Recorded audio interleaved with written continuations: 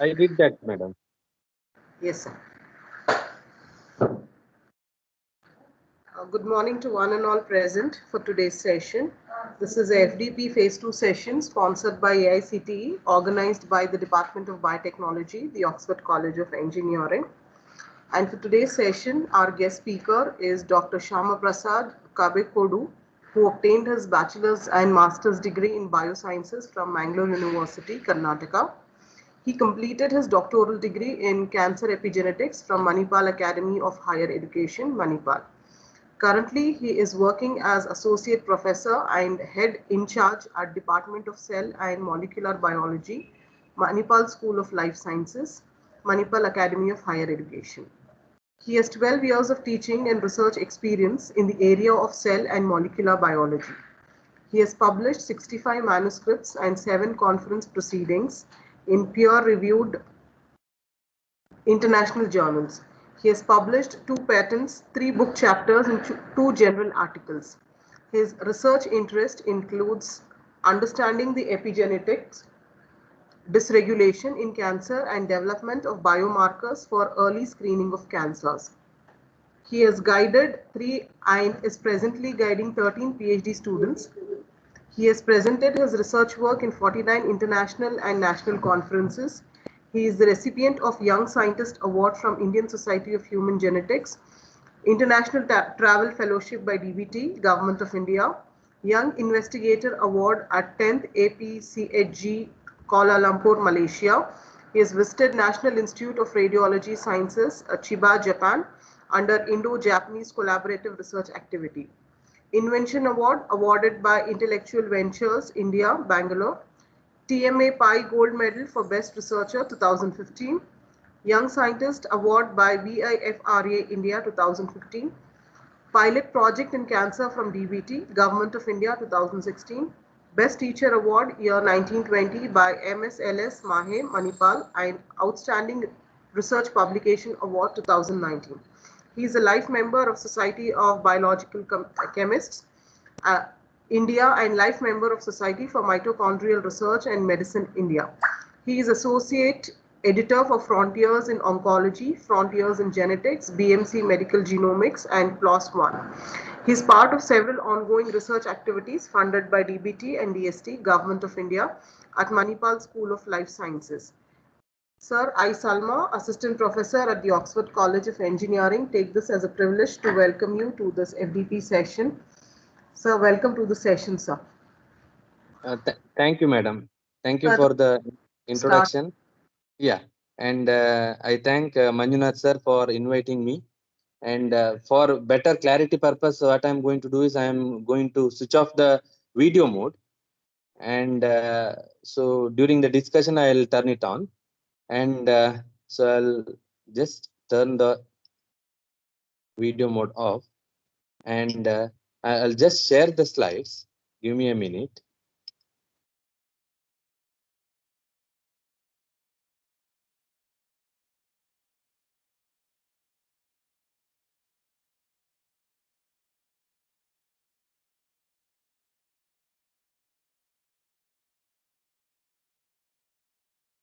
Whether my voice is audible? Yes, sir. It's clear, right? Yes, sir. Yeah. So for next 1 hour 15 minutes, I'll talk to you on isolation and characterization of anti-cancer compounds from natural sources. So I wanted to make it as one-to-one discussion rather than monotonous, delivery of lecture. So if you have any doubt, please interrupt me and ask question. And I request Salma madam for a small favor. If somebody asks some questions in the chat box, you please let me know, because I'm in a full display mode and I won't be able to see the chat box. Right, sir. I'll do that, sir. Yeah. So if any doubt or question, or if you need more explanation, please do let me know. And at this outset, I thank Manjunath sir for the invitation. And so let us start the topic.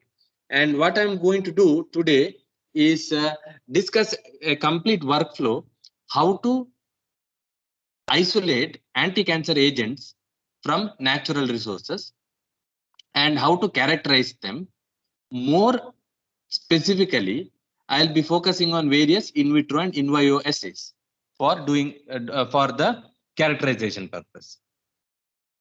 So if you see cancer, we all know that it is one of the devastating disease with very high morbidity and mortality, and wherein as normal cell undergoes uncontrolled proliferation because of defective genetic changes, and that leads to conversion of a normal cell into a cancer cell, where the complete control of normal properties are lost, and you have a cell which is does not listen to any intrinsic signals. So basically in cancer, where we have continuous proliferation of cells and without any undergoing any cell death or anything like that. So if you see why cancer comes, so basically there are two factors. One is called as extrinsic factors and the other one is called as the intrinsic factors. So the extrinsic factors could be the exposure to chemicals, then radiation, infection with viruses, and the lifestyles.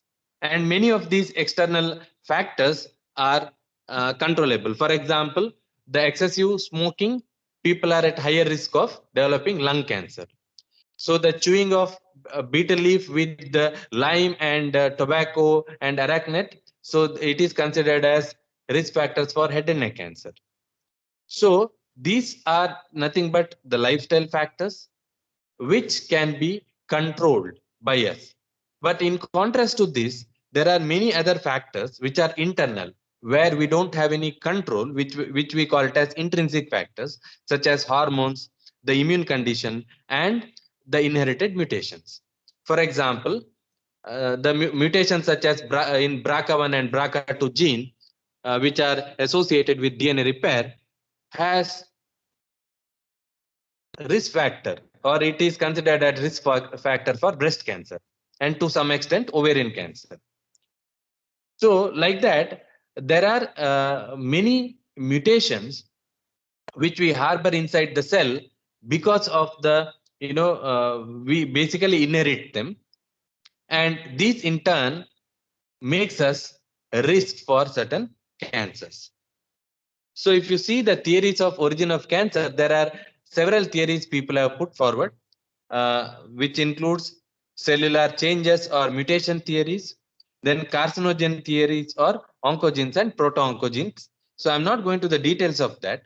So as you know that any cancer which if it is identified at early stage, it has a very high chance of recovery, or the people tend to recover. More than 90% of people with the who are detected at an early stage, they are detected, they are cured.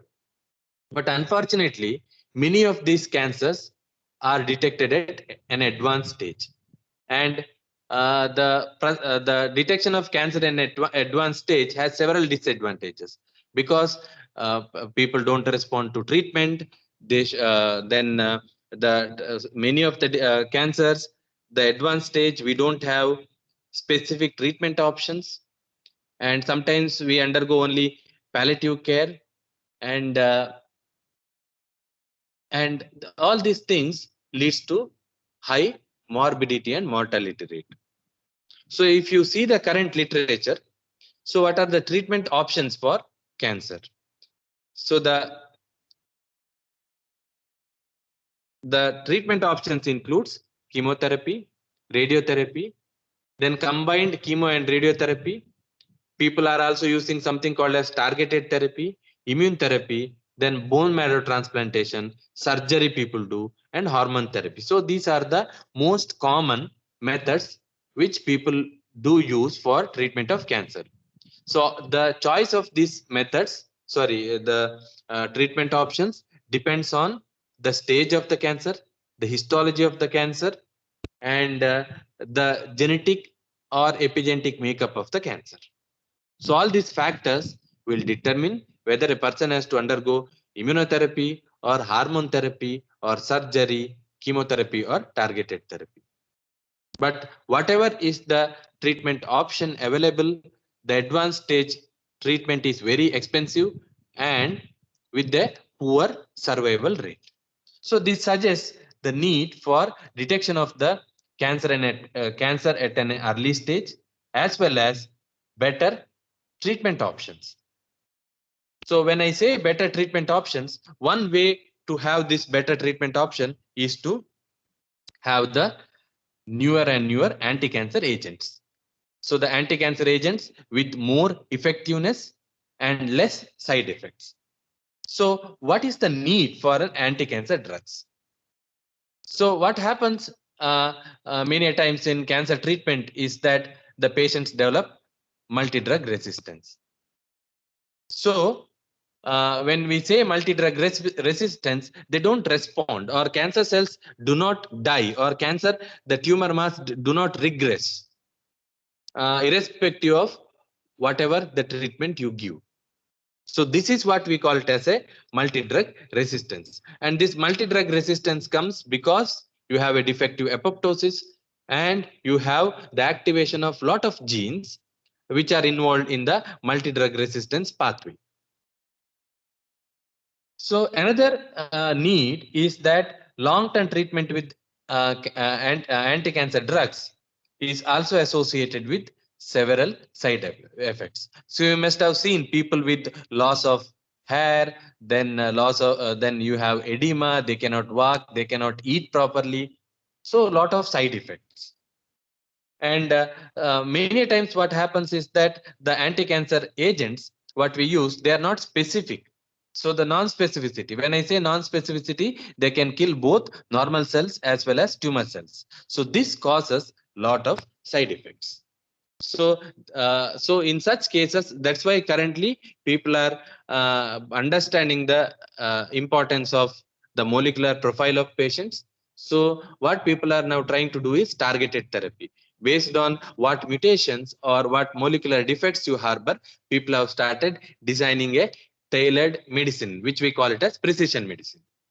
And so all this reason suggests the uh, need for newer drugs, newer, more effective and safer drugs. So one of the source for the anti-cancer drugs are nothing but these are the natural sources.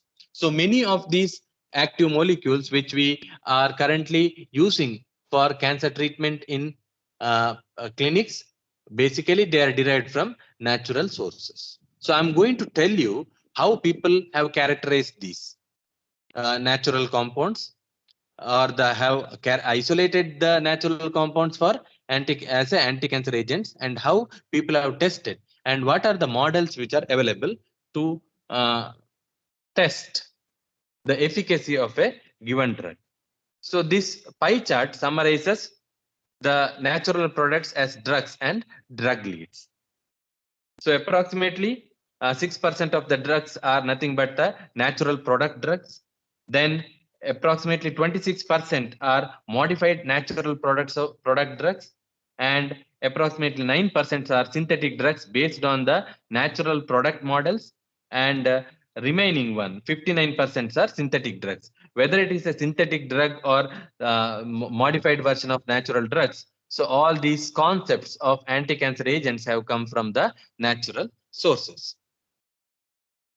And one of the important natural source or anti-cancer agent derived from natural source is Taxol. And this Taxol, this is the structure of the Taxol, which is commonly derived from a plant called as Taxus brevifolia. And these Taxols are mainly used for the treatment of ovarian and breast cancer. They are also used for treatment of cervical cancer. We call it as paclitaxels. And these are the major options for ovarian and breast cancer. So with this brief background, now what I would like to tell you is that So most of the drug discovery platforms which have isolated active compounds are all through the finding from natural sources or by the use of natural products or natural compounds. So what people do generally is that they collect large number of plants, marine or microbial species. That is the first step. Then taxonomically or molecularly, you characterize the plants, marine or microbial species. The second step will be preparation of the extract and test it in a relevant bioassay systems. Then recollect or referment active species and isolate active compounds by a bioassay directed fractionation. Determine the structure of bioactive compounds and carry out additional biological testing. So this is the workflow of how from a natural source, from isolation to the collection to the characterization. This is characterization. This is the whole workflow. So basically, first you collect the either plants, marine or microbial species, and then you have to prepare extracts.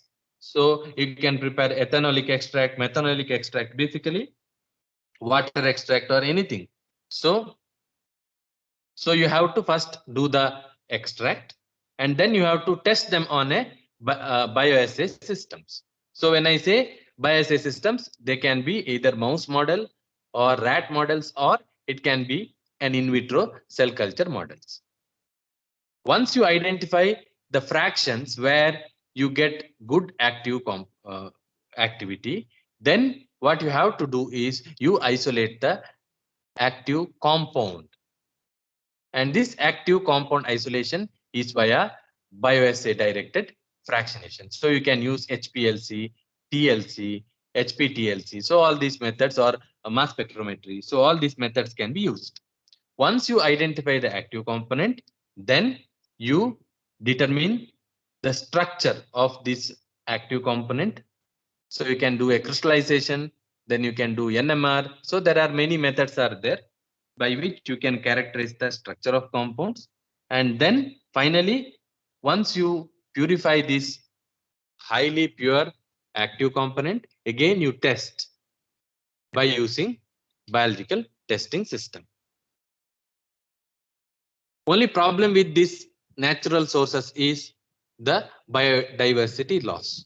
So that is one of the major problem with using natural compounds as source for anti-cancer agents. So that's why what we have to do is you isolate the natural compound, characterize the natural compounds, identify the active component, then you can do synthetic chemistry and you can synthesize that compound at the uh, chemically, and you can use it so that you don't end up in biodiversity loss. So this table summarizes some of the active components which people have identified from the various sources. So we have atropine, you have digitoxin, so like that you have morphine, nicotine. So you have a lot of these active components which are isolated from the plant sources, and they are currently being used for various uh, applications. For example, vincristine. So Catharanthus roseus. So it is used as a anti-neoplastic agent.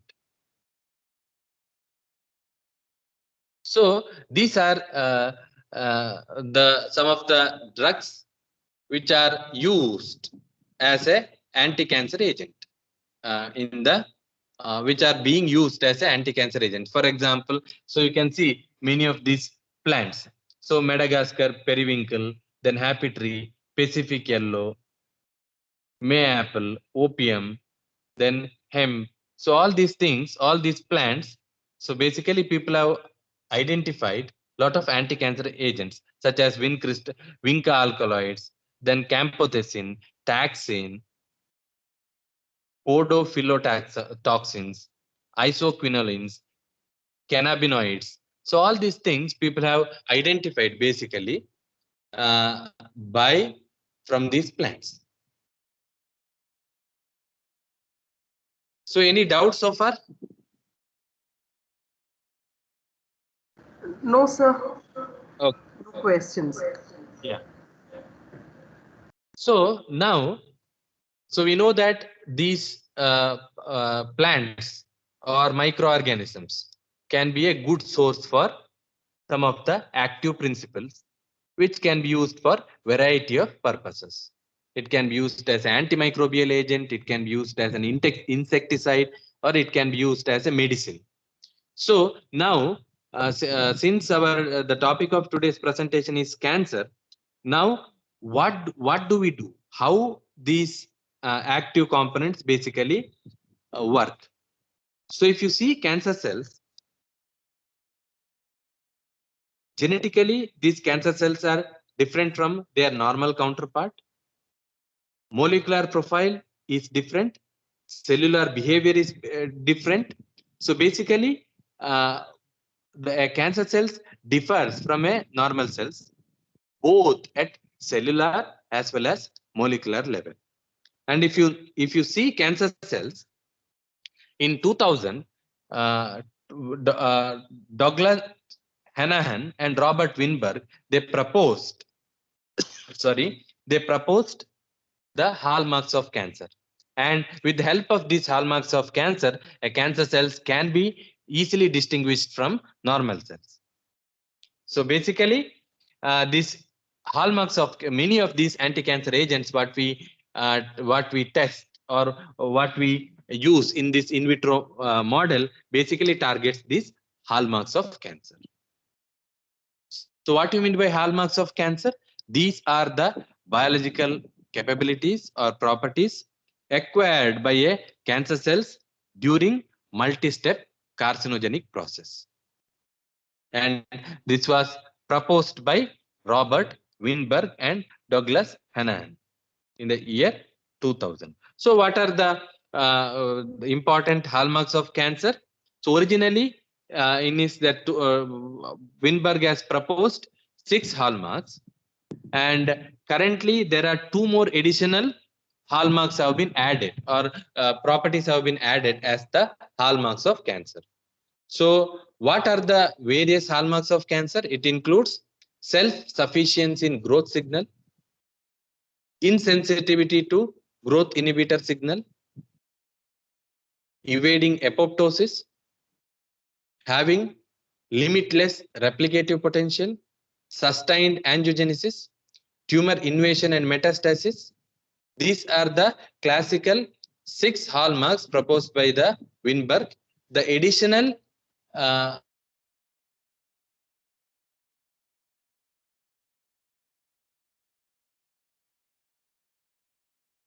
cellular metabolism, or so these are some of the hallmarks of cancer. So I'll tell you why I'm talking I'm interested to talk about these hallmarks of cancer in the subsequent slide. So as you know that cancer cells doesn't undergo apoptosis. So because there is an activation of PI3K AKT signaling, and there is a sustained angiogenesis. When the tumor cells grows to certain size, it requires nutrients and oxygen for its growth. Now the existing vasculature may not be sufficient enough to produce or provide the nutrients and oxygen supply. So what cancer cells do is they stimulate the secretion of VEGF, and thereby it produces neovascularization.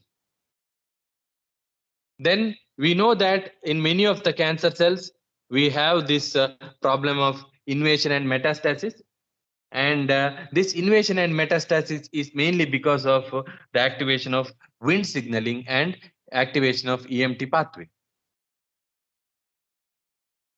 And many of these growth receptor signaling, such as you have PI3 kinase pathway, then EGFR pathway, TGF beta pathway, so Wnt signaling, many of these pathways, so they are basically constitutively active in these cancer cells because of the certain mutations. And so all these factors, and also immune destruction, so is one of the important factor which people have missed. Now immune therapy is being along with the traditional cancer treatment is are being provided for the treatment of cancer patients. Then we also know that cancer cells require they are highly energy demanding, and so they many times what they do is they shift to Warburg, something called as Warburg effect. They undergo Warburg effect. So why they undergo all these changes, metabolic adaptation or metabolic reprogramming, is because they have to supply the demand for energy. And these are some of the hallmarks of cancer, and many of these anti-cancer agents what we have discovered or people have identified, basically they target one of these hallmarks of cancer. So for example,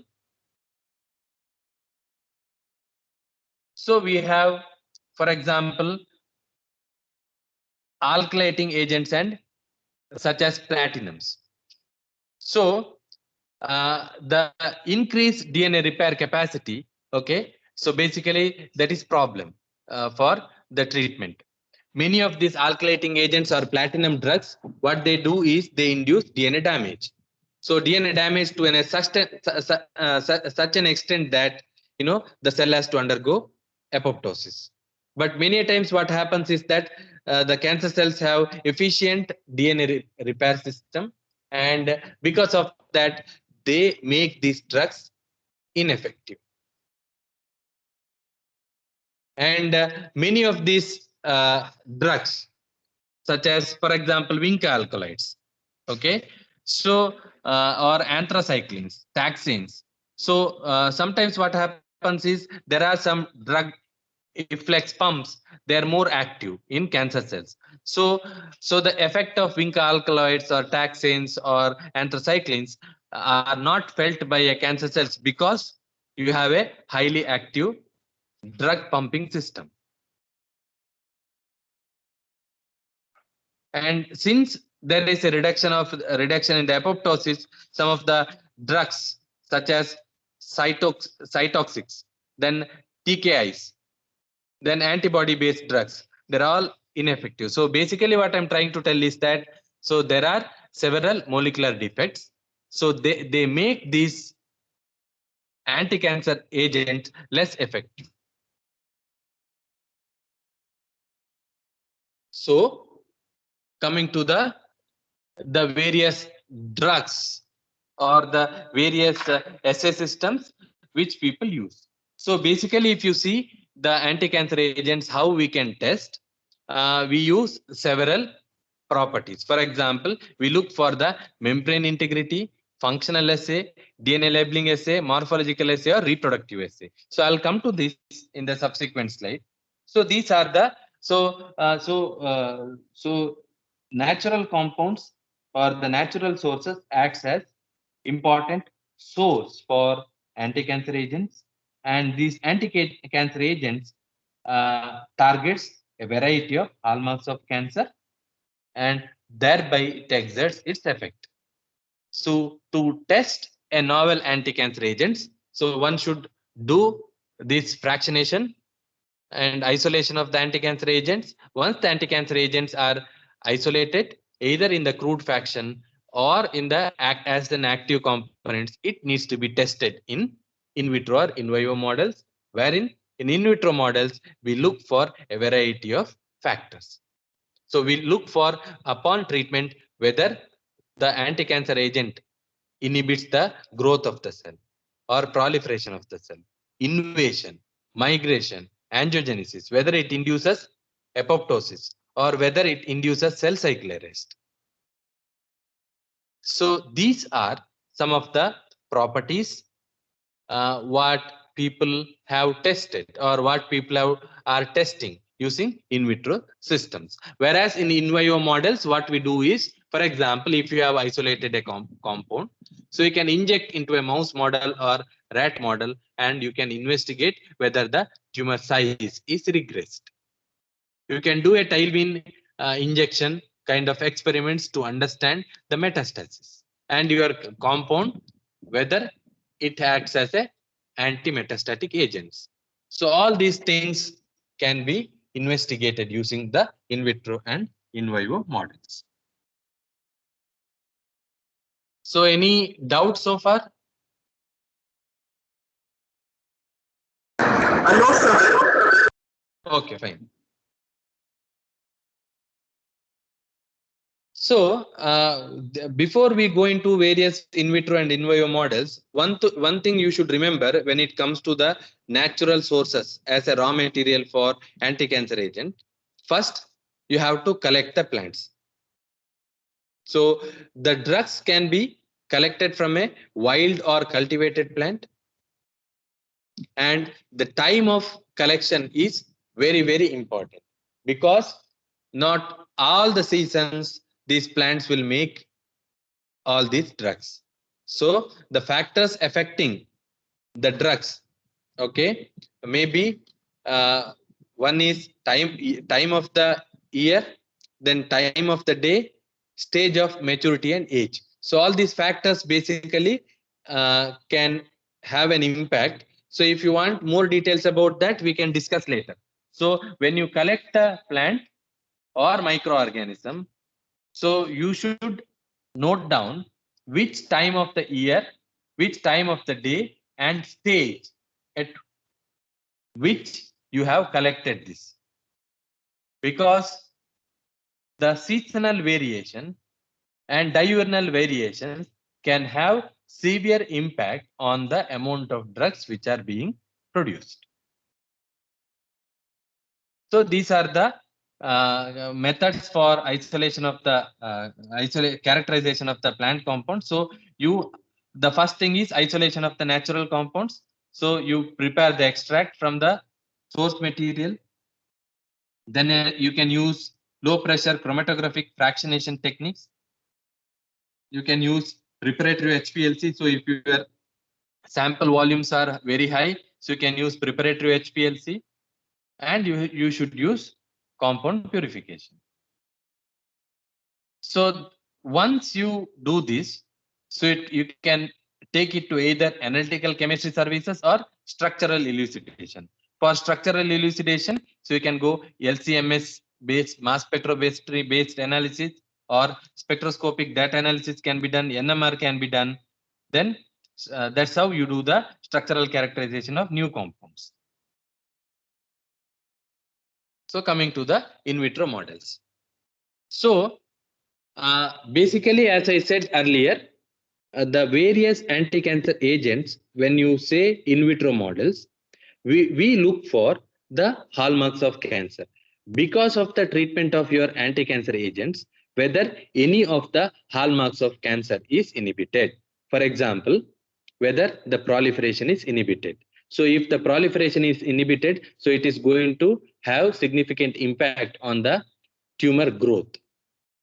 And many times what happens is that proliferation and growth may not be inhibited by your compound, but it might inhibit the migration and invasion. So these compounds are very, very important to treat the metastatic cancer, where they are more migratory and invasive in nature. And another way to tackle the cancer, the tumor growth, is reduce the angiogenesis. So if your compound doesn't show any inhibitory properties of growth, proliferation, or migration, and if it inhibits the angiogenesis, they are also one of the important agent, because inhibiting the agent, you can control the growth of the tumor. So basically what we are doing is that in anti-cancer agent testing, we use these cell biology assays to understand the effect of the anti-cancer agent. So, so we take various cancer cell lines. So cell lines are nothing but these are the in vitro models. Basically, these are the cells which are isolated from the cancer patient, and they are cultured in vitro. They are immortalized with the help of either some viruses or some other vectors. So commonly what we do is we overexpress a gene called as HTRT in the cell. So any cells can be converted into a cell line by immortalizing it. So how to immortalize it? So if it is a lymphocyte, you can develop a lymphoblastoid cell line by using Epstein-Barr virus. Okay, viruses can be used to immortalize. So if it is some epithelial cells or mesenchymal cells or stem cells, so what we can do is we can overexpress certain genes. One of the gene which people commonly use for immortalization is HTRT, third gene. So telomerase gene. So or else we can use large T antigen of SV40 virus or small T antigen. So these can be transfected or it can be introduced into a normal cell and you can immortalize it.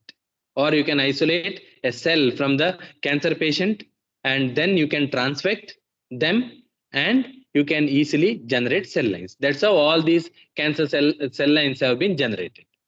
And once the cancer cell lines have been generated, so you have to culture them in the cell culture system with appropriate media. For example, if you are culturing cervical cancer cells such as SIHA or HeLa, we use DME 10% FBS as a culture. So there are several mediums like DMEM, MEM. There are some basal medias are there. Okay, like that there are several culture medias which are available and that people generally use. That are that are generally used, and these are the one which are being used as a model to test the anti-cancer efficacy or anti-cancer effect of a given agent. One of the assay is called as MTT assay. So MTT assay is a colorimetric assay and that measures the reduction of a chemical called as MTT. So I'm not going to tell the big, that is a very big name, 3,4,5 dimethyl thiazole 2YL25 diphenyl tetrazonium bromide. That is the full form of MTT.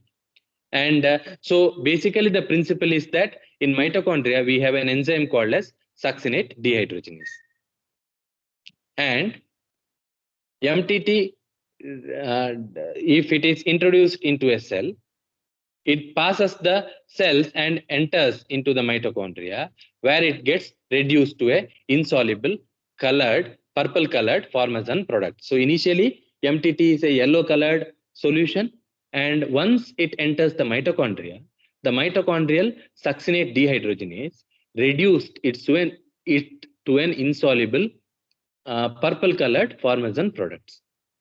Following that, so what we do is we solubilize this purple colored the crystals with the help of agents such as DMSO or isopropanol, basically organic solvents we use, and soluble formazan is measured with the help of a spectrophotometer at 570 nanometers. So this is what we do. Now, how to say your agent is a inhibitor or it induces, it is an inhibitor of proliferation. So the basic principle is that more the purple color, more the cell viability, because you have more viable mitochondria. If the cells are undergoing apoptosis, there is a mitophage which is being introduced, or mitochondrial apoptosis happens, and you don't have enough or you don't have active succinate dehydrogenase, so you will have more of yellow color than purple color. If the cells are undergoing, if the cells are alive, their mitochondria is intact, you have more succinate dehydrogenase and more purple color will be formed.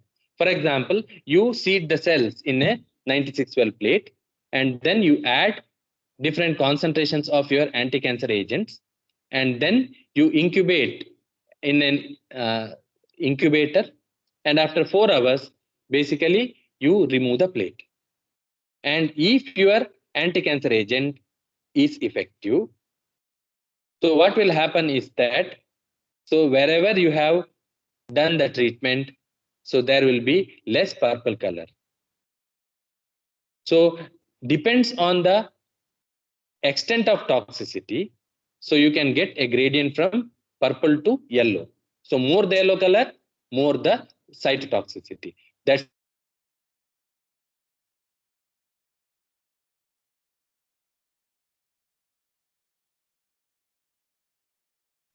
whether it has really got the anti-cancer property or not.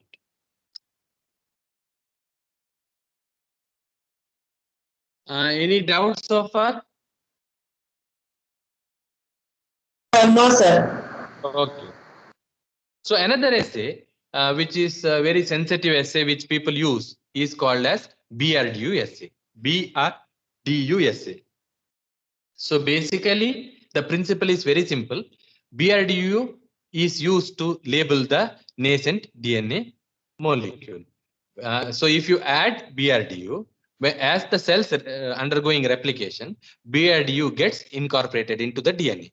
If the cells are viable, and you know that cancer cells proliferate faster, so you have more DNA replication, more and more BRDU gets incorporated into the cell.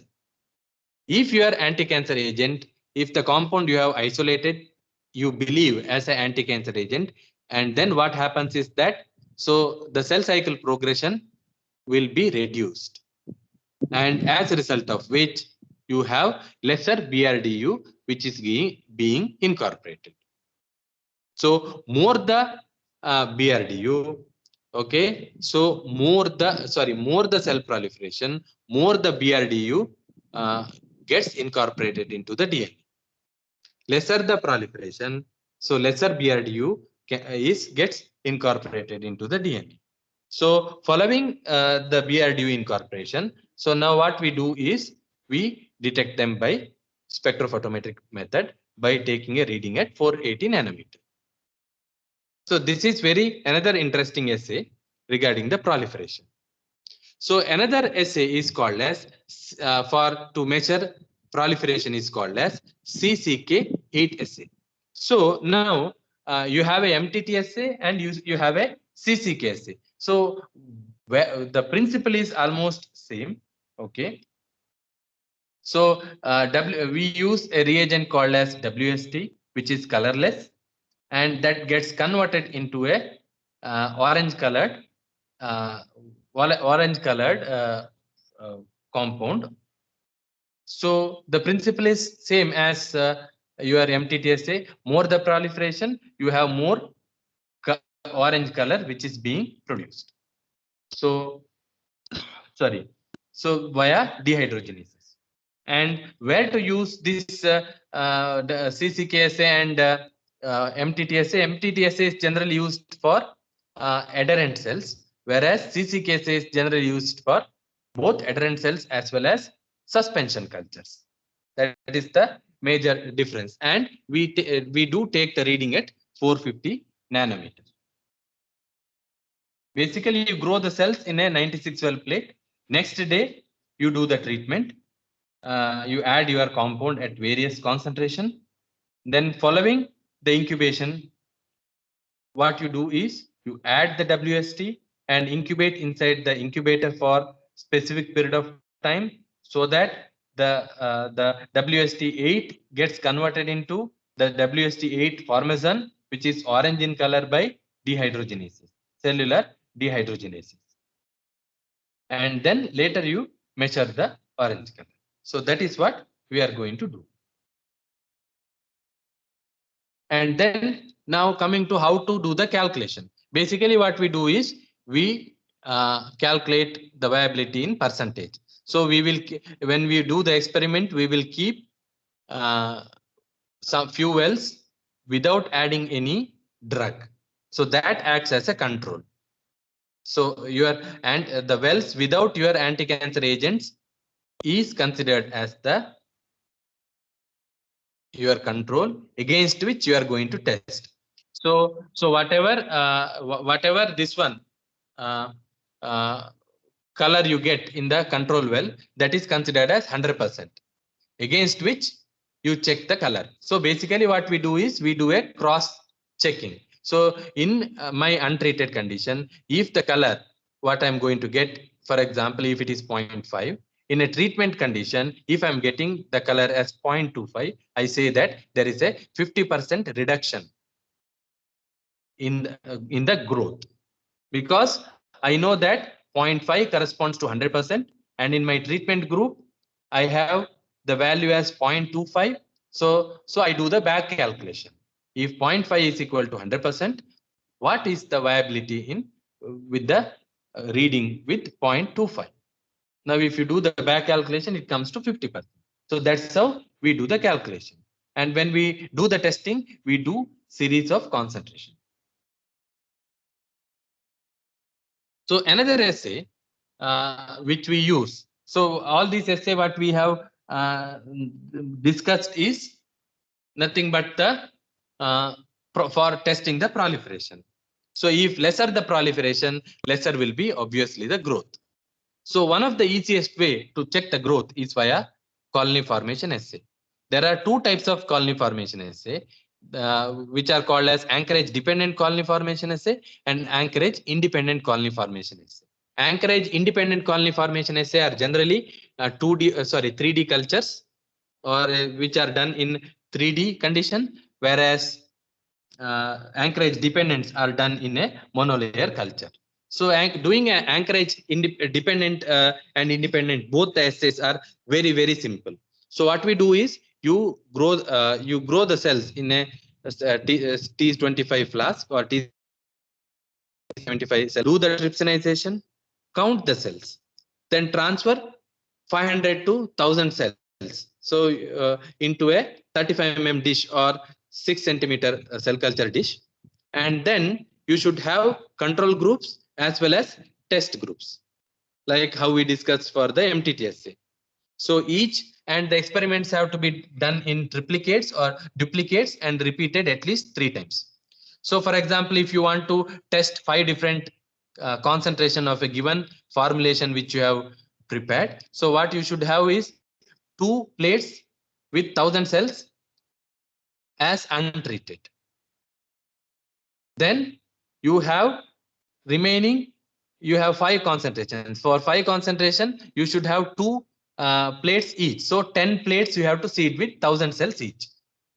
So now for the untreated group, you don't add anything except the media. For the treatment group, you add the media along with your formulation, and you just keep it inside the incubator. And then you have to, for once in 4 days or once in 3 days, you remove the media and add the fresh media containing drugs to the treatment group and only media to the control group. Then you keep it inside the incubator. So generally you tend to get the viable or visible colonies within 12 to 12 weeks, or sometimes it can go up to 12 days. Sometimes it can go up to 21 days. Okay, most of the cell lines, this is the range between 12 to 21 days. So if the cells are highly proliferative, then you can do the staining after 12 days. And if the cells are moderately proliferative cells, then you can keep up to 21 days.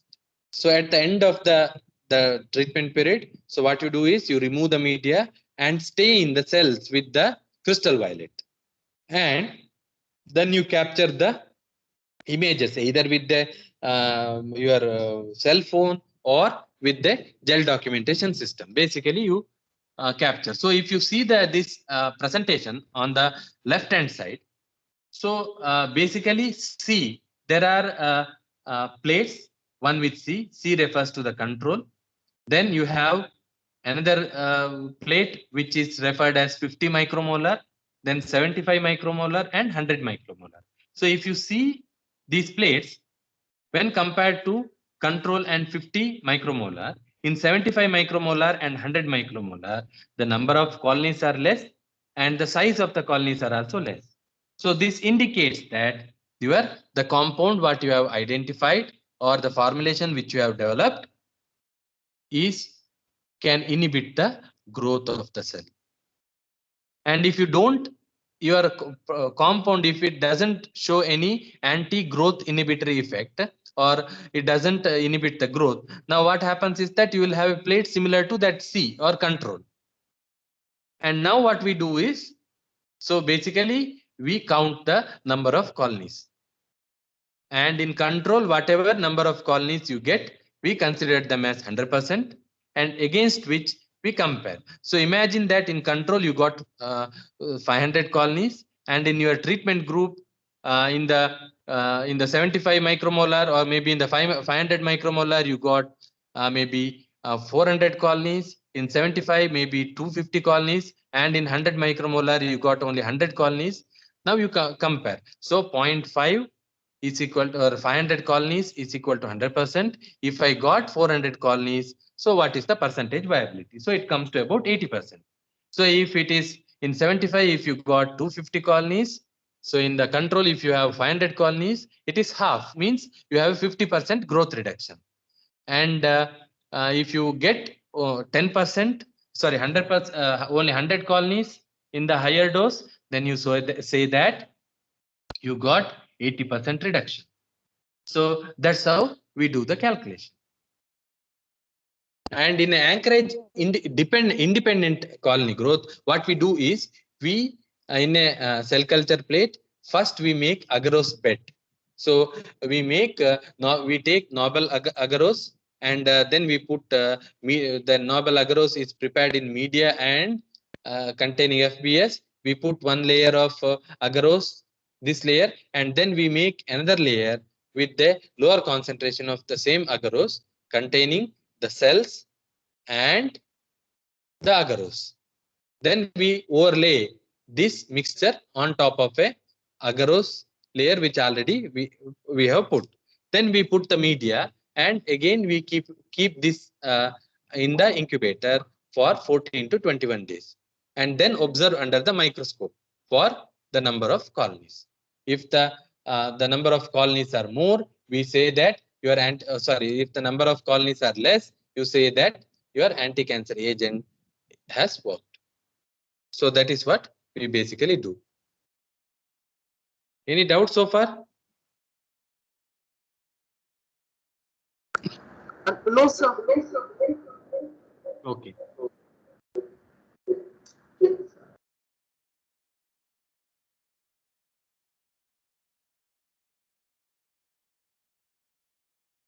So now we have discussed about growth and proliferation, how to check.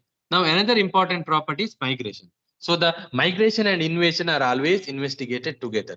So the more the migratory power, generally the cells have more invasive power, and they are more metastatic in nature. So in cancer metastasis, now what happens? So a tumor cell, basically it grows in a particular organ or particular region in our body. So once it attains certain size, so the cells undergoes epithelial to mesenchymal transition, as a result of which they acquire more motility and invasive capacity, and they start moving from that place, and they enter into the circulation, and they go and colonize into the distant organ. For example, in case of cervical cancer, so which is a less metastatic cancer, so what people have seen is that, so you can have liver and lung metastasis. Okay, so from the cervix, the cancer cells move to the liver via circulation. So basically they degrade the matrix proteins in that in the particular area, okay, by secretion of lot of matrix metalloproteases such as MMPs, and then they enter into the circulation. In the circulation they survive, and then they enter into a distant organ, where they again enter. While entering from mesenchymal to epithelial form, they gets converted and they gets colonized in a distant organ. So one of the way to check whether your anti-cancer agent or the compound what you have isolated, whether it has got a anti-cancer property, is via looking into migration and invasion. One of the simplest and easiest way to do this assay is the scratch wound assay. So the assay is very simple. So you can see on the left hand side there is something called as method. So what we do is we grow the cells in a cell culture dish, allow them to attain 100% confluency. Then what we do is we make a wound with the help of the tips. What type of tips? The micro tips. So the tip which we use for DNA extraction, RNA extraction, that is what we use. So 200 microliter, that tip we use and we make a scratch. Now what happens? There is a gap which is being introduced. Now, once the gap is introduced, so we basically capture the image and then we observe. We keep the plate inside the incubator and observe them over a period of time. So how fast the wound get closed. This gap is called as a wound. Okay. Then we see under the microscope how fast these wounds are getting closed. So faster the wounds are getting closed, more the migratory capacity of your cells. Now how we can adapt this for anti-cancer testing, where to see whether your the formulation has got a anti migratory effect. That's by, so you basically you do a scratch, then you should have two groups, one without the drugs and another one is group with different concentrations of drugs which you want to test, and then you observe under the microscope. So for easier understanding, I have put a scratch wound picture. So now what happens is that you see the upper panel on the right hand side. So we have 0 hour, 12 hour and 24 hours. So these are 0 hour means immediately after the wound we have captured the image, and 12 hours means post 12 hours we have captured, and 24 hours means post 24 hours. And if you see in the untreated conditions, the upper panel is untreated condition and lower panel is treated condition. So in the upper panel, you see by 12 hours, the cells have started migrating to the wound, and by 24 hours, the wound has completely closed. But if you see the treatment group, lower panel, even after 24 hours, the wound is intact. That indicates that, so the compound what people have used there, has got a anti-migratory effect. That's why the cells have not migrated into the scratch area, wound area. And then again, we do the data analysis. There is a software called as ImageJ software, and ImageJ, there are a lot of plugins by which you can make this automated. So basically, we see in the 0 hour what is the wound area, at 12 hour what is the wound area, at 24 hour what is the wound area. So then we do the cross comparison in a control group versus treatment group. So that's how the calculations are being done, and generally this wound healing data is represented as a bar graph. So you can see the bar graph. So y-axis represents the relative wound closure, and the x-axis refers to the time point. So when we say the cancer cells migrate, so how do they migrate? So for migration, the cancer cells loses cell-to-cell adhesion, and also they acquire lot of migratory apparatus, which we call it as philopodia or lamellipodia. So which is being highlighted here. You can see this diagram, so which is an actin phalloidin staining picture, and you can see the arrows which indicates the hair-like structures. So so imagine you see the third row and fourth row. Sorry, third row and fourth row. So in the third row, so you can see a lot of these hair-like structures which are indicated by arrow. But in the fourth row, it gets disappeared. So what it means that if you have an anti-cancer agent, and if you want to see whether these philopodia or lamellipodia, these locomotor structures, which gives the flexibility of cancer cells to move, so whether it is inhibited or not.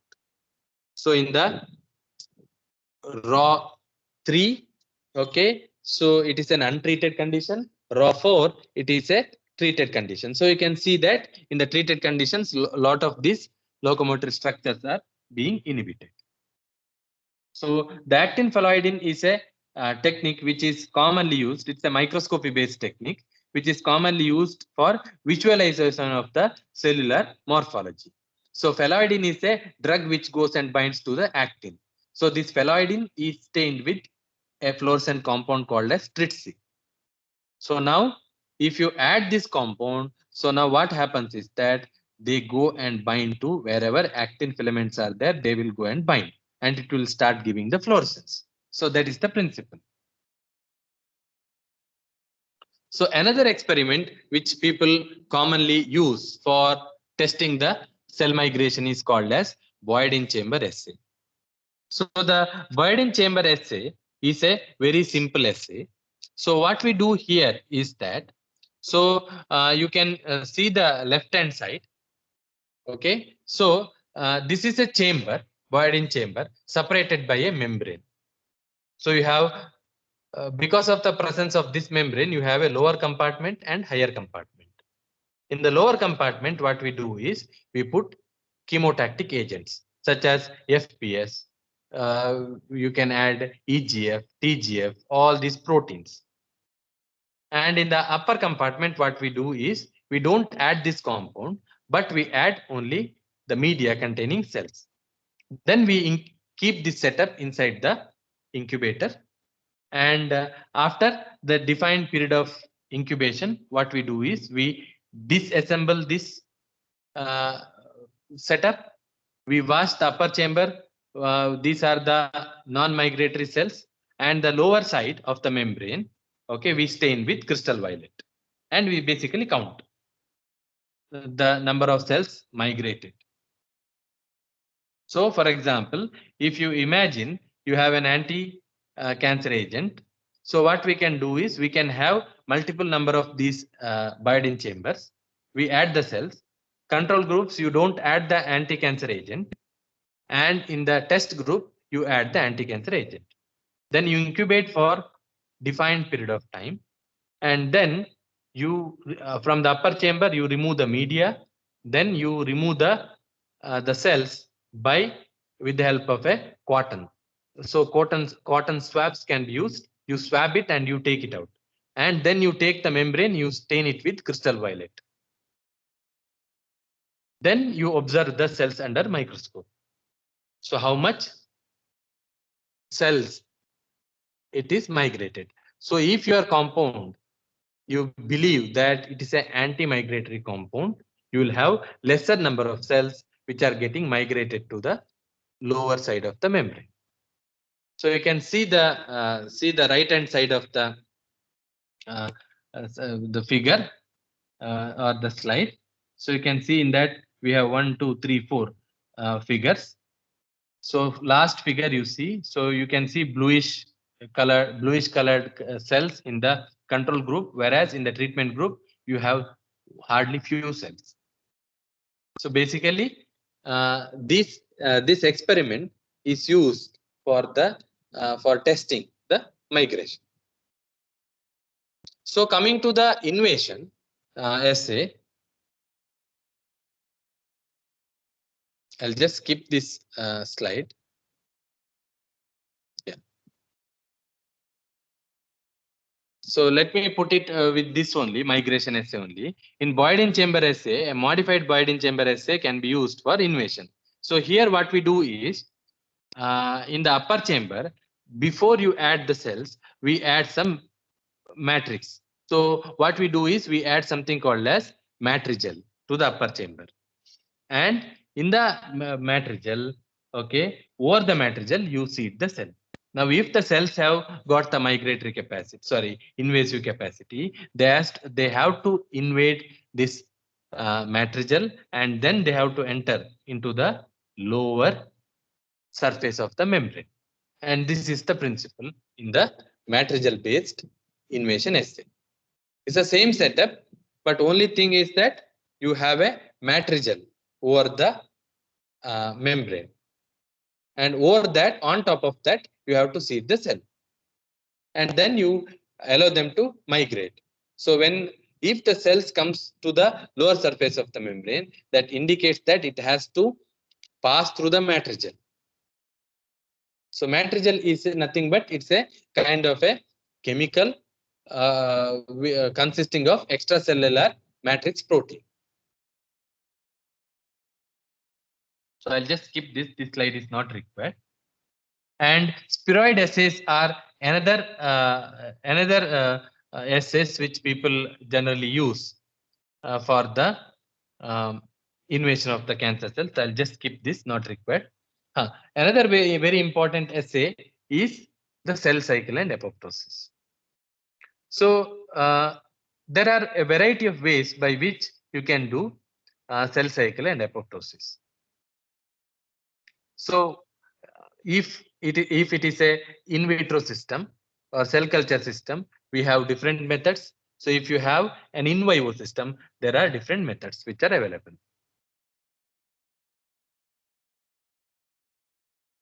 So basically here what we do is that we use something called as tunnel assay. So the tunnel assay, the principle is very simple. Okay. So in a normal cell, so DNAs and undamaged DNA are supercoiled, whereas in apoptosis we know that the DNA of a cell undergoes lot of fragmentation. So you will have fragments. Now, if you incorporate a fluorescent nucleotide to these fragmented ends, okay, so you can easily visualize an apoptosing cells versus a normal cell. So that is the principle. So if the cells are undergoing apoptosis, so more and more TDT is basically gets incorporated into the DNA, and more fluorescence you can see. So if you see the this figure on the right hand side, you can see A, where you have only few green color dots you can see, but whereas in B you see lot of this one green color dots. So this lot of green color dots indicates that you have more apoptosis in those cells than less apoptosis in A cell.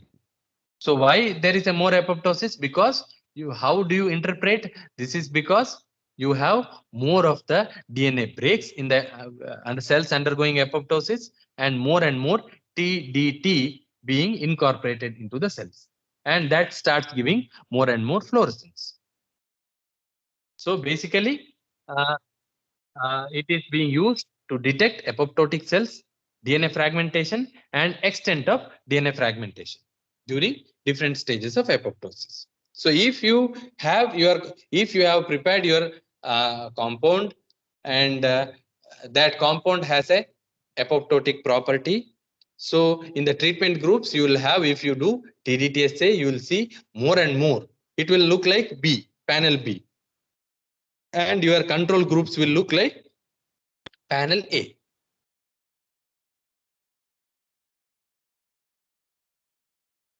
Another simple assay which people can do in lab is ladder assay, DNA ladder assay.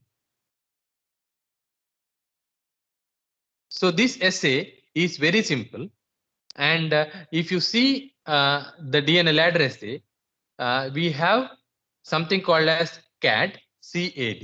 So caspase activated DNAs. So whenever cells undergo apoptosis, you know that caspases gets activated. So when the caspases are activated, so what they do is, in order to fragment the DNA, caspases activate certain proteins, certain DNAs, which are called as CAD or caspase activated DNAs. So whenever there is an apoptosis, so the CADs get activated and they start cleaving the DNA. So when they start cleaving the DNA, so one of the unique property of CAD is that they cleave the DNA at 200 base pairs interval, generally 200 base pairs. So in the apoptotic cells, now if you isolate the DNA and if you run it on a gel, because they cuts at every 200 bases, so you will get, so you can see the right hand side of this figure. So if you do an agarose gel, you see the DNA gets separated, fragmented DNA, which are getting separated at every 200 base pair region. So that's why it is called as ladder, as it gives an appearance as a ladder. So basically, it's nothing but agarose gel electrophoresis. You grow the cells in a cell culture system. You isolate the DNA before and after treatment with your compound. Isolate the DNA and run it on a agarose gel. So when you run it on agarose gel, so in your untreated condition, you will not see any ladder, but in your treatment group, you will start seeing the ladder. Because why you see the ladder? You see the ladder because there is an activation of caspases and you get fragments of 200 base pair DNA fragments. And the presence of these 200 base pair fragments represents the cells are undergoing apoptosis. Another most widely used experiment, which is done with the help of flow cytometry or microscopy, is called as flow cytometry is called as annexin 5 or annexin V staining, annexin based staining. Okay. So now the principle is very simple. So in our plasma membrane, it is a phospholipid bilayer. In a when the if you see the two surfaces of the cells, so phosphatidylserines are more enriched in inside surface of the cell. When the cells are undergoing apoptosis, there is a flipping of the membrane. So as a result of which, now what happens is that phosphatidylserine gets exposed outside. Otherwise, they are present inside. In a normal condition, phosphatidylserines are intracellular.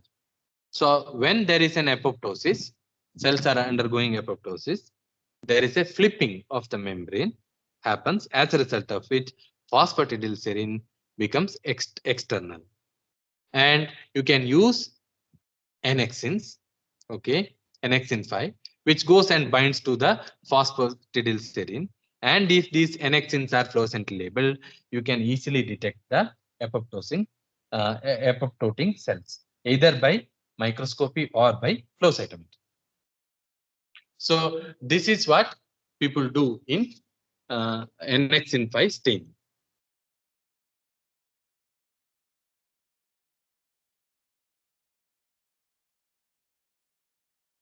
And coming to the cell cycle analysis, so if you see a cell cycle, okay, cell cycles are generally estimated, calculated by flow cytometry, and we use a dye called as propydium iodide that binds to DNA stoichiometrically.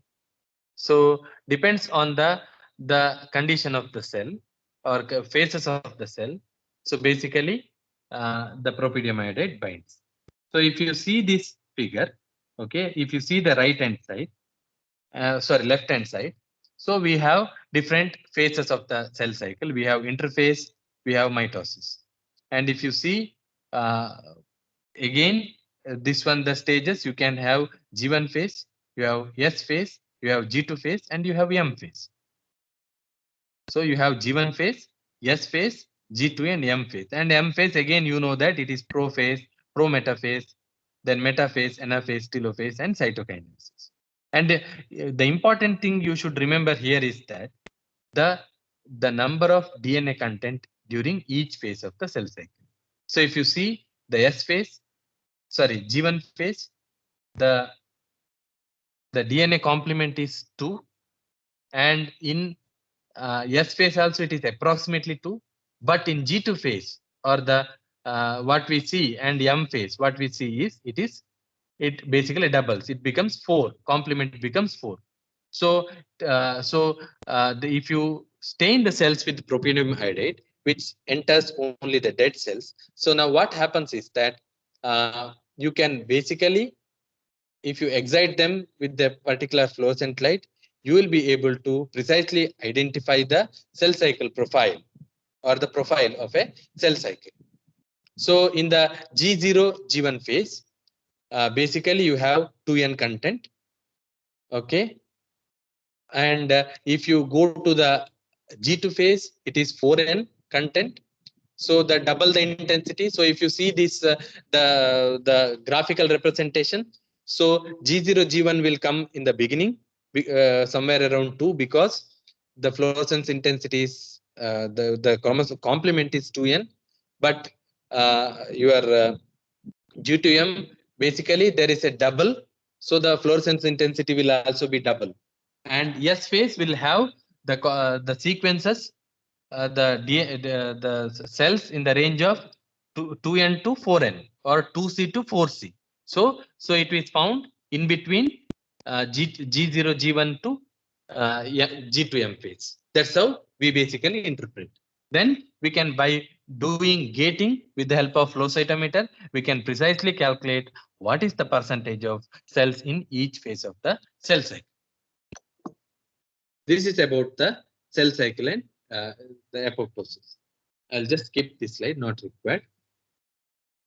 So coming to the metastasis assay. So one of the easiest way to do metastasis is called as transwell cell migration assay. So again, like how we did the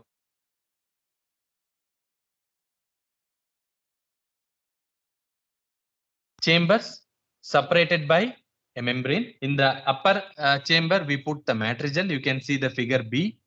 Okay, and lower chamber we put the chemoattractant. And in between this upper chamber and lower chamber, you will have a filter paper with the particular pore size. And then you keep them inside the incubator and allow them to invade. So if the cells invasive capacity, now what happens is that they can move to the lower surface of the membrane via piercing through the matrix. That's why it is called as a metastasis assay. So although it is not a true metastasis assay, but generally for in vitro system, this is considered as a metastasis assay.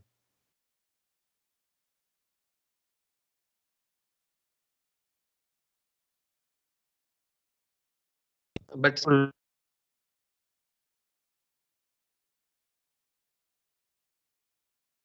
so coming to the angiogenesis,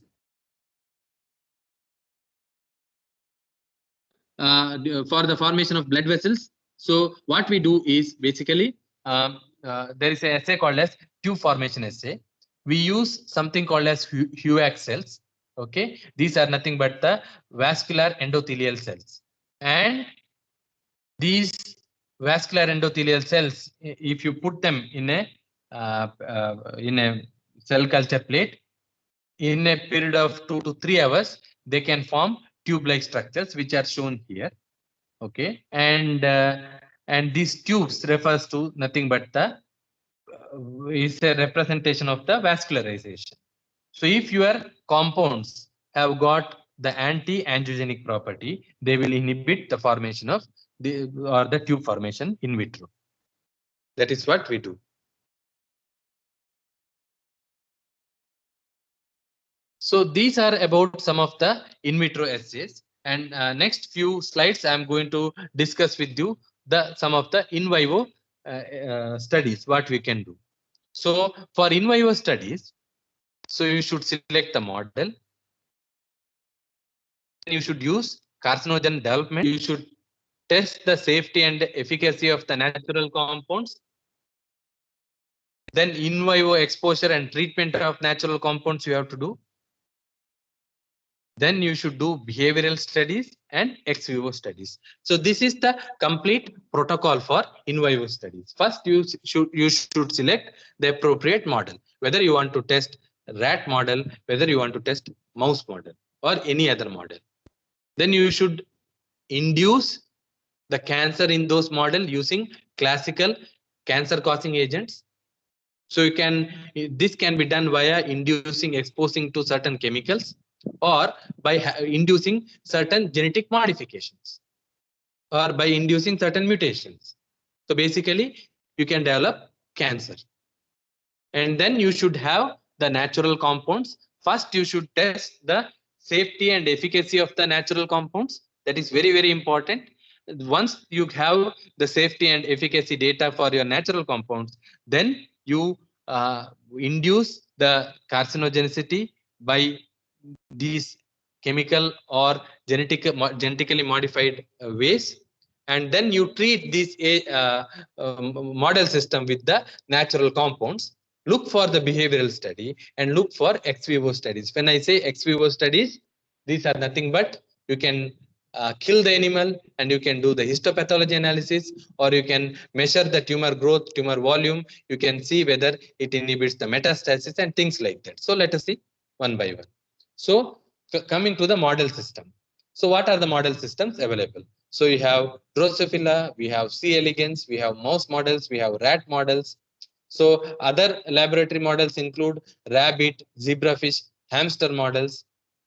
You can also use dog, cat, horse, pig, or goat models. So these are some of the models which are available for the system, for the testing. Then another interesting models which people do is cell line derived models. Basically, you take the cell lines and graft that into the mouse model, which we call it as xenograft or xenograft model.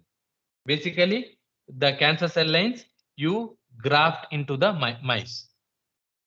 So in nude mice, what we do is we produce a xenograft in a nude mice.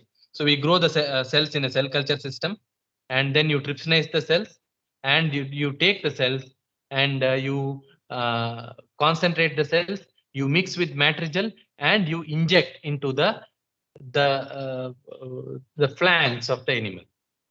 So then it becomes the xenograft model. Then there are something called as PDX model, patient-derived xenograft model, wherein you take the tumor tissue from the patient, you cut it into small pieces and transplant into the mouse model. Another model is, as I said earlier, genetically engineered model, where you have specific mutations, which you know that if you induce those mutations, definitely it is going to generate certain specific cancers. I'll just skip this because this already I told you. Yeah. So in the how to prepare the in vivo carcinogen model.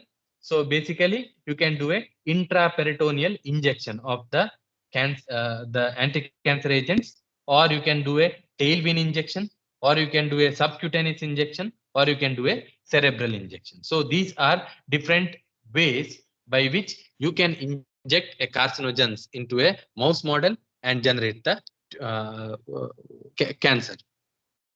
So you can see here, these are the right hand side, sorry, left hand side, you have the mouse model or the mouse, nude mouse, which bear the tumor. What are nude mice? Nude mice are, which are also called as athymic mice, where they don't have a good immune system. They are immune compromised mice. So now what happens, the advantage is that any cells can be grafted into these mice system,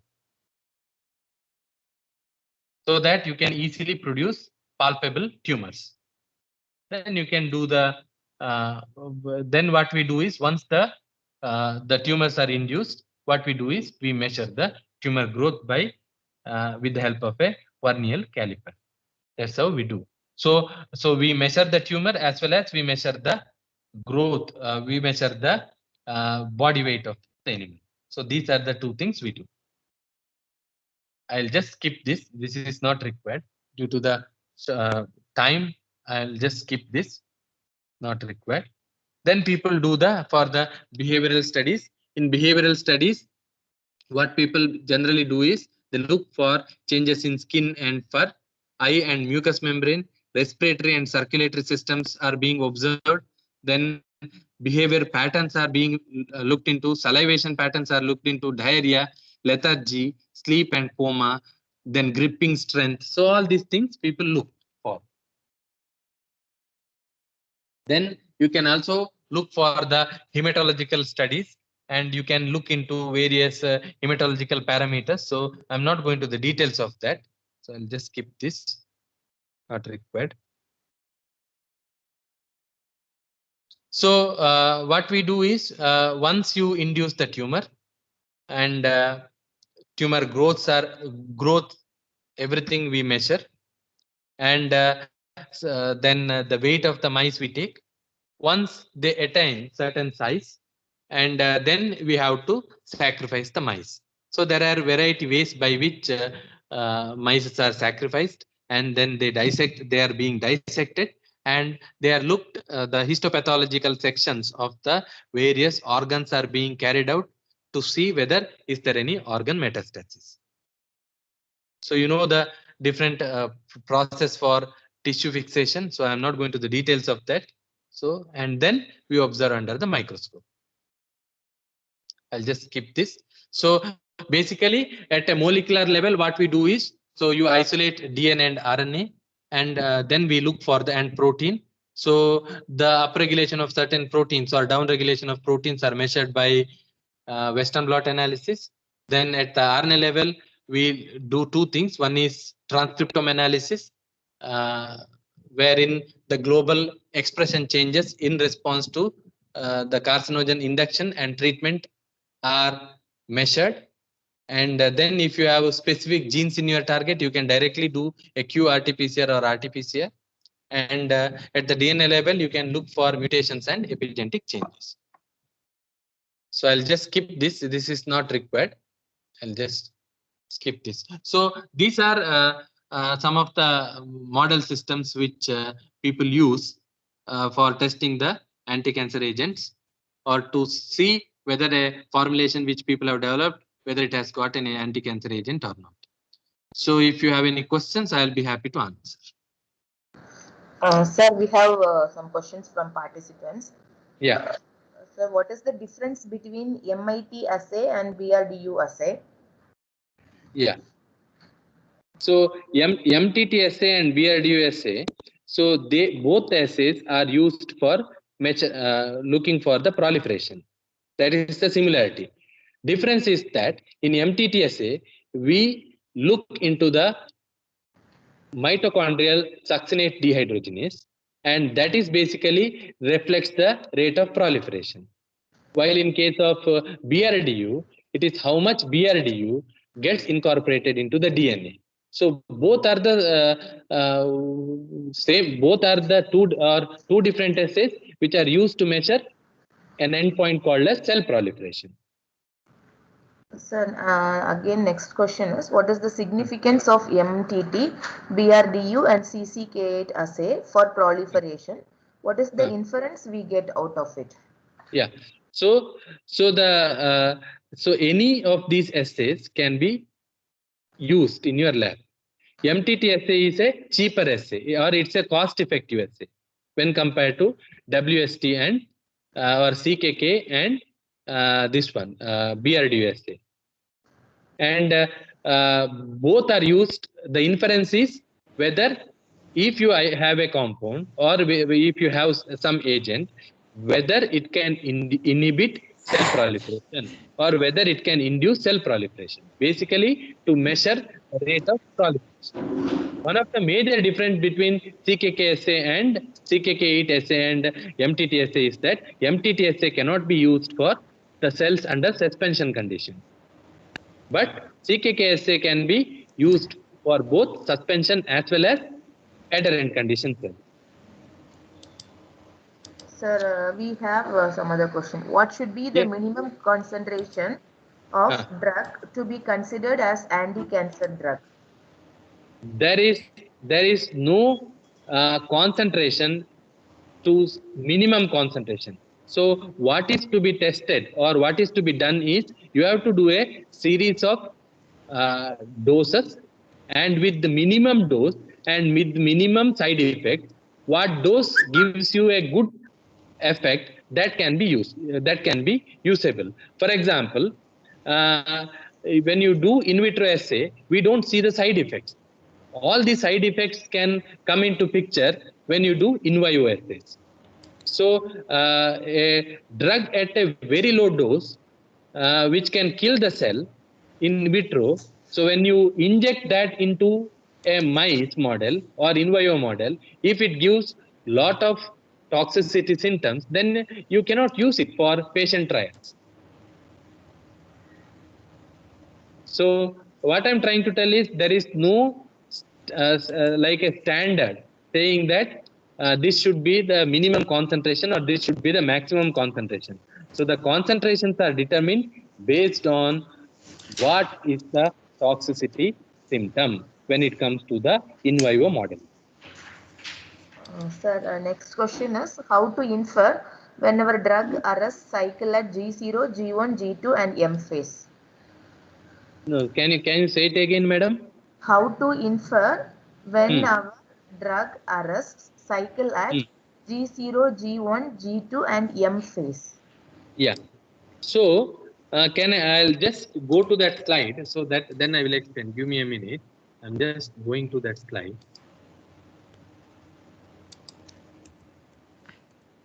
Yeah. So if you see here, so if you see the right hand side, okay, basically you have, or let me put it in a different way. So you go to the result in that figure. So the last panel. So there are A and B. Okay. So you have a control group and you have a treatment group. So what we basically see here is that, so what is the percentage of cells in each phase of cell cycle? And upon adding a drug or a compound, so if there is an increase or decrease in the percentage of cells, then that's how we interpret. Basically, for example, if you see this figure, okay, you see the figure B, so that is the quantitative estimation of what you see in figure A. So basically, there are two cell lines being tested. One is called as PC3 and other one is called as LNCA. These are the cells. Okay, you have a control group and you have a treatment group. And so what we have to see is that, for example, upon treatment, if the S phase cell percentage decreases, that means that the cells, the compound, you are inhibiting the cell proliferation. Basically, you are inhibiting the proliferation. So to call a agent as a good agent with respect to anti-cancer property, it should have either G0, G1 with a more number of cells or S phase with less number of cells. That's how you have to interpret your result. Sir, we have a question from one of the participants, Dr. Bala Subramaniam. Yes. Good information, sir. My doubt is that are there any diagnostic tests to detect or identify cancer at early stages like blood test or ECG test or creatinine test? Yeah, there are several tests are available. For example, for cervical cancer. Cervical cancer can be easily screened by doing Pap testing, Pap smear testing. At an early stage, so if you see cervical cancer, it progresses as normal, low-grade squamous intraepithelial lesion, high-grade intraepithelial lesion, carcinoma in situ, and full-blown cancer. This LSIL and HSIL are level itself. This cervical cancer can be detected by doing Pap testing. So Pap testing coupled with HPV testing are one of the gold standard methods for early detection of cervical cancer. Similarly, if you see oral cancer, so oral cancer progresses as normal, leukoplakia, erythroplakia, carcinoma in situ, and full-blown cancer, and you can detect. And for ovarian cancer, we have CA, cancer antigen-based markers are available. Then for prostate cancer, we have something called as PSA, prostate specific antigen. So these are some of the blood-based markers which are already available in the clinics. But unfortunately, not for all cancer, we have this blood-based screening tools. But for few, we have this blood-based screening tools, and they have got their own advantages as well as disadvantages. I hope I answered. Yes, sir. We have another question from our participant, Dr. Supriya. Sir, Yeah. what about host compatibility in PDX model? So host compatibility in PDX model, it's a very good question. So what happens is that PDX models are generally done in nude mice, which is already immune compromised. So it cannot be, because it doesn't have a proper thymus, and it doesn't have a immune recognition system. So whatever you graft can be grown with the help of nude mice. So basically what you do here is you from the cancer patient, you isolate the tumor, and the tumors are basically chopped into small pieces, and then you make small cut incision in the nude mice and put these cells, sorry, these tissue pieces, then you suture them. So the immune problem does not come in when you do PDX model using nude mice as a system. Sir, another one question is, how can be CRISPR used for treatment of cancer? CRISPR and Cas9 is a technology which is a recently developed technique wherein the in vivo genome editing can be done, and people are currently trying to do the genome editing. But as far as the cancer related things are concerned, it is still in the preliminary stage, where what people are trying to do is they are trying to use the mouse model, and they are trying to do the in vitro system and target certain genes, and they are doing the experiment. But as far as my understanding of CRISPR-Cas9 is concerned, as of now, people are still in the experimental phase. Sir, is there any molecular difference in these three type of assay? One more MTT, question. BRDU, MTT, BRDU, BRDU, and CCK8. CCK8 assay. Say it again, madam. I did not get your question.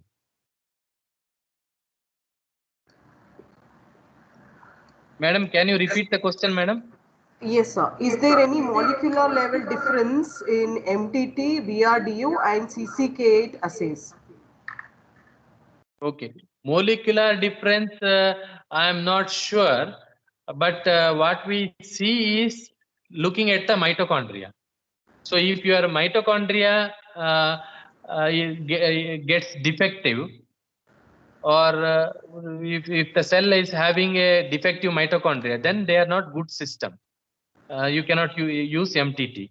See, I'll tell you what happens is sometimes some of the cells are more exocytotic in nature. Some cells are less exocytotic in nature, exocytosis and endocytosis. So now what happens is that once the MTT crystals are formed, so they can throw the drugs out by exocytosis. So if your compound is a anti-cancer agent, plus if it is a exocytotic, it can activate exocytosis, then you cannot use the MTTS. But molecularly, we don't see any changes.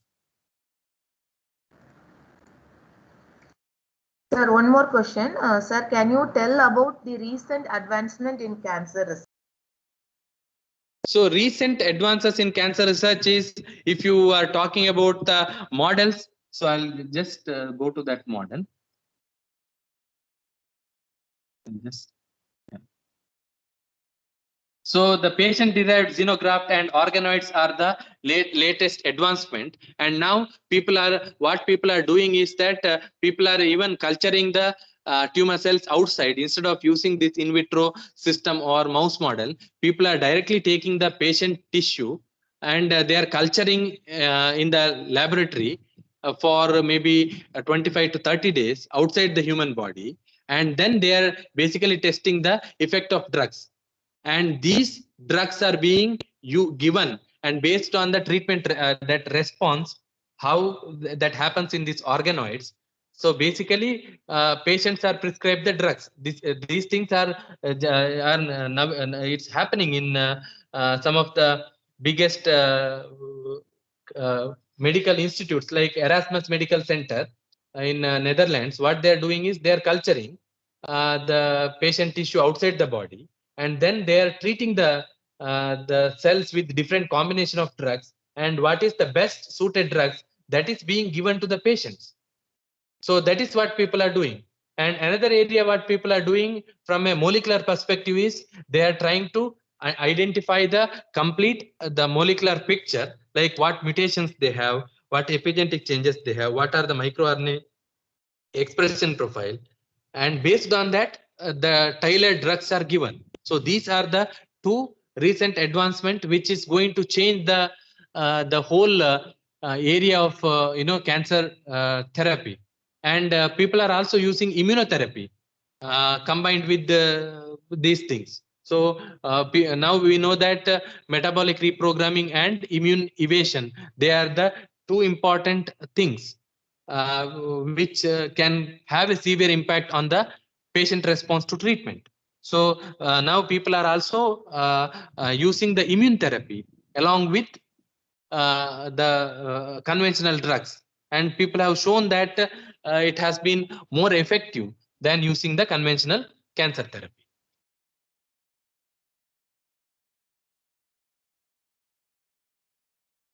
These are the recent advancement.